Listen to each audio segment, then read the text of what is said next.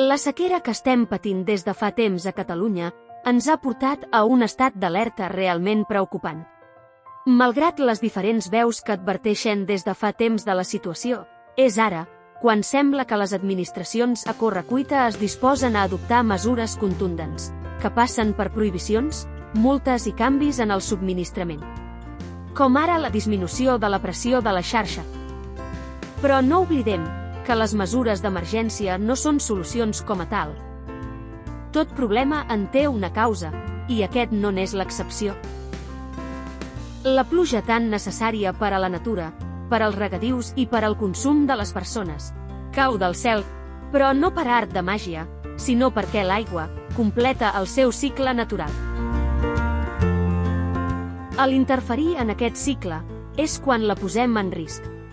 Embrutant els boscos, desforestant muntanyes, explotant desmesuradament els recursos naturals, canviant el curs dels rius, cultivant aliments de regadiu en zones de secà, o inundant els camps de conreu innecessàriament. En definitiva, no respectant la natura, amb constants atacs de tota mena a la biodiversitat i volent sotmetre-la als nostres interessos sense pensar que el mal que li fem reverteix, sempre, en nosaltres mateixos. A tot això li hem de sumar l'increment de població d'una societat que no contempla entendre la cultura de l'aigua. A les dades facilitades per Mateusanfost, podem observar que al nostre poble hem passat d'una quantitat de pluja de 584,8 litres totals al 2014 a 270,6 litres aquest passat 2023.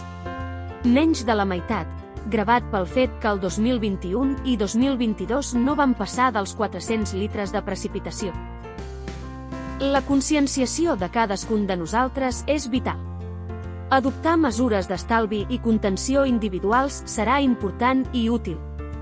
Però no hauria de ser excepcional, sinó que hauria de formar part de la nostra educació bàsica i, per tant, dels nostres governs i de la seva forma d'actuar. Amb la natura hem de ser proactius i no esperar que sigui massa tard. Exigim que les solucions siguin accions implementades amb anterioritat a l'emergència. Que les administracions dissenyin plans de gestió eficient del recurs, començant per la remunicipalització del servei. Que es posin a treballar de manera continuada en l'educació mediambiental i la protecció de l'entorn, boscos, mars, rius i muntanyes. Això no és un joc. Però ens hi juguem molt si no prenem consciència.